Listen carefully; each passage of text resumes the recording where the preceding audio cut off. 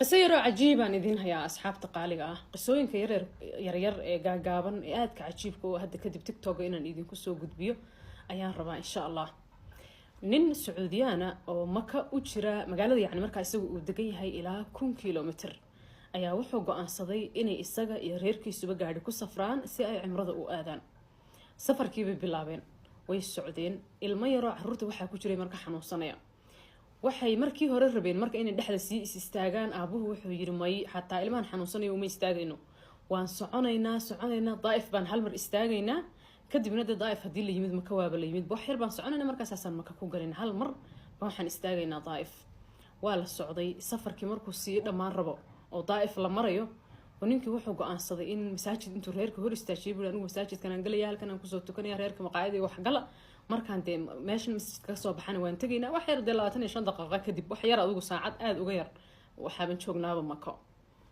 ninkii markuu sidaa u soo baxay hadaba gaarigiisii buu waayay gaariga waxa saaran reerkan alaabtii wateen oo dhan lacag baa u saaran alaabo kale oo qaaliya u saaran wax walba de waxba gaariga laga lama soo degin ilaa safar baa lahay safarkiina ma dhamaanin ninkii saaid buu u naxay wuu murugooday wuxuu yiri yaa rabbi waa maxay masiibadan degdeg ahayn ku xisaabtamaynin in filim xagee iiga timid wuxuu isla markiiba aaday marka saldhigga booliska area uu joogay ka agdhawaa wuxuu gudbistay marka balaaq baaburkiisa in laga xaday baaburka noocu ahaa kalarkiisii taarikadii wixii oo dhan baa laga qoray isagoo saldhiggii booliska jooga waxa yimid 3 nin oo kale oo iyagana la waxa la iga xaday gaari baa la iga xaday hadda gaarigayga la iga xaday hadda wuxuu yiri marka waa maxay meeshan waa meel nooc kale ah waxa marka la ogaaday dad ma fiyaano malaha meel kale ka yimid dad yacni group hal qof iyo laba xataa ma dad badan ah oo baabur xadiistu maanta u soo jeedsaday inay jiraan ninkana uu la kulmay safarka oo dadkii baaburta laga xaday ayuu ku jiray way iska sii socdeen marka reerkii safarkoodii iska sii wateen gaarigii waa la xaday alaabtii ku jirtay waa la xaday waa inay deemakadoodii uu iska aadaan xaramkay tageen